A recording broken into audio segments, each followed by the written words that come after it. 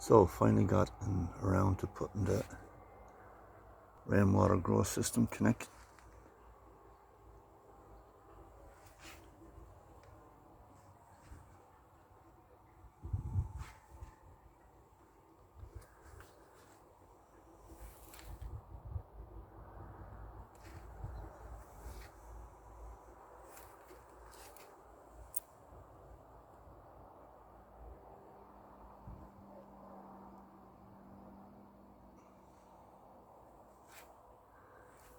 No leaks, more important.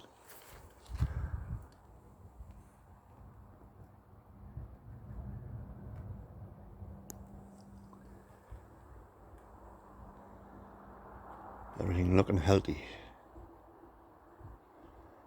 So overall, a success.